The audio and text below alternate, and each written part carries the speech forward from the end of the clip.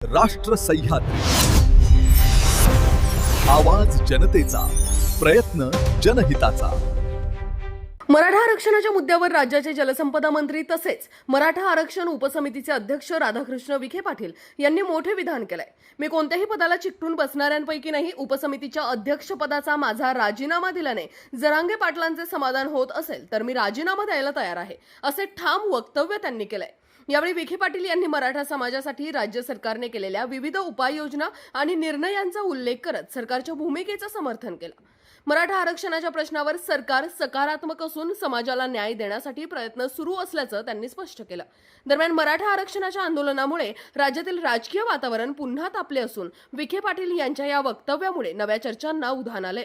पुन्हा आरक्षणाच्या मागणीसाठी प्रामुख्याने मागणी आहे 7 गॅस लागू करावं आणि त्यासोबतच त्यांनी पुन्हा आणखी एक मागणी केलेली आहे, ते म्हणजे मराठा समाजाच्या आरक्षणासंदर्भात जी उपसमिती स्थापन केली होती ती रद्द करण्याची मागणी त्यांनी केली.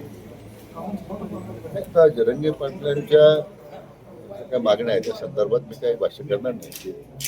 शेवटी त्यांचा तो अधिकार आहे. मग आमदार महोदयांनी जर पाठपुरावा केला तर आणखी त्याला गती मिळेल आणि मी त्या संदर्भात त्या सातत्याने पाठपुरावा करतोच आहे.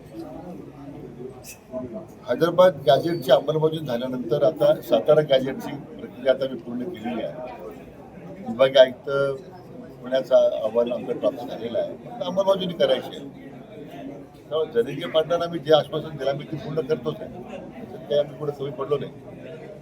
उलट माननीय उच्च न्यायालयामध्ये असेल, सर्वोच्च न्यायालयामध्ये जे जे दावे सुरू आहेत मला त्याच्या लक्षात आणून दिलं पाहिजे की एकाही आरक्षणाच्या सरकारच्या निर्णयामध्ये कोणत्याही न्यायालय आतापर्यंत न्यायालयाने स्थगिती दिली नाही. ही मोठी आपली उपलब्धी आहे ना.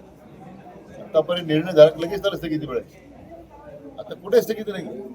जी अंमलबजावणी सुरू आहे त्या संदर्भामध्ये माननीय उच्च न्यायालयाने हस्तक्षेप केला नाही. सर्वोच्च न्यायालयामध्ये काही मंडळी गेली होती, तिथे सर्वोच्च न्यायालयाने हस्तक्षेप केला नाही. एवढं की ज्या काही न्यायालयाच्या चौकडी जाऊन प्रक्रियेला जो विलंब लागतो तो शेवटी आपल्याला त्या पद्धतीने पुढे जावं लागणार आहे. पण कुठेही असं नाही की त्यांना दिलेलं आश्वासन आम्ही पुढे कमी पडलो. त्या उलट जी काही अधिसंख्येपदावर मुलं घेतली होती त्यांना आता आपण कायमस्वरूपी सामावून घेतोय. तो एक मोठा निर्णय आपण केला.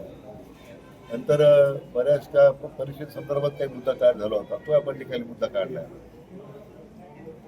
आता मी परत त्यांच्याशी बोलणार जरांगे पाटलांशी की त्यांच्या आणखी काही हे बरं मान्य करतो मी. सातारा गॅजेटची अंमलबजावणी अजून सुरू झाली नाही.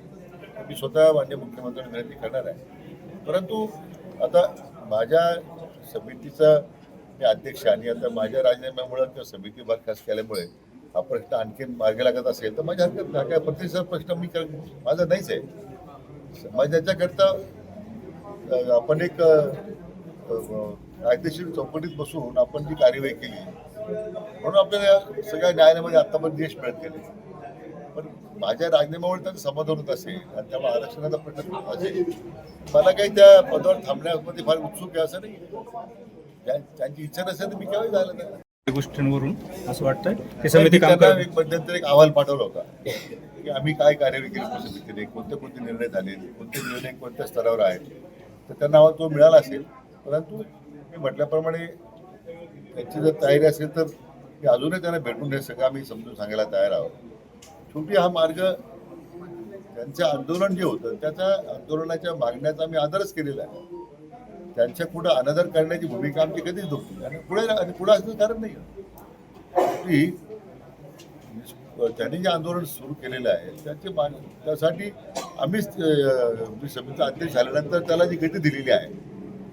आता त्यांचं काही गैरसमज असेल तर माझी तयारी त्यांना भेटून दूर करण्याची. 30 तारखेला ते उपोषण सुरू करतायत मराठा आरक्षणाच्याच मागणीसाठी. त्यांची मागणी मी आता त्यांचं निवेदन पाहिले नाही.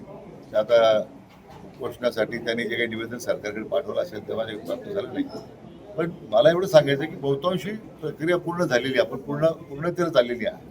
मला वाटतं एवढ्या आठवड्यापर्यंत सातारा गॅजेटचा निर्णय मी करू शकलो तर तीच त्याची प्रमुख मागणी आहे. त्यामुळे उपोषण ते करणार नाही अशी मला त्याची खात्री आहे.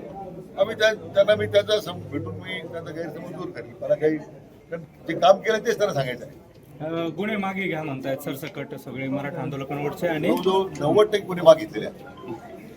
काहीतरी मला वाटतं माझ्याकडे आकडा नाही एक्झॅक्टली 900 काहीतरी, पण जवळजवळ सगळे गुन्हे मागितलेले आहेत. 30-40 गुन्हे फक्त राहिले होते, ते सुद्धा अतिशय तीव्र स्वरूपाचे होते. तिथं पब्लिक प्रॉपर्टी डॅमेज झाली, तिथं घरात घुसून लोकांची जाळपोळ झाली. असे काही गुन्हे जे यापूर्वी निर्णय झाला होता काही गंभीर गुन्हे काही मागे जाणार, पण जवळ 95% गुन्हे आंदोलनाच्या विरोधात ते मागे घेण्यात आलेले आहे. म्हणजे तिथं आम्ही अडचण ठेवलेली नाही.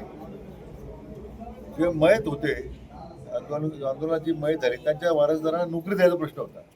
आपण एसटी महामंडळामध्ये नोकरी दिल्या, नंतर मग काही लोकांनी एसटी महामंडळात नोकरी घेण्यास नकार दिला.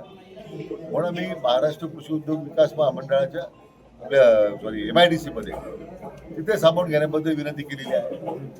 महाराष्ट्राची आपली वितरण कंपनी त्याच्यामध्ये सामावून घ्यायची विनंती केलेली आहे आणि त्यामुळे प्रक्रिया चालू आहे. पुढे असं काम थांबलेलं नाही. राष्ट्र सह्याद्री न्यूजसाठी प्रतिनिधी सोमनाथ डोळे. राष्ट्र सह्याद्री, आवाज जनतेचा, प्रयत्न जनहिताचा.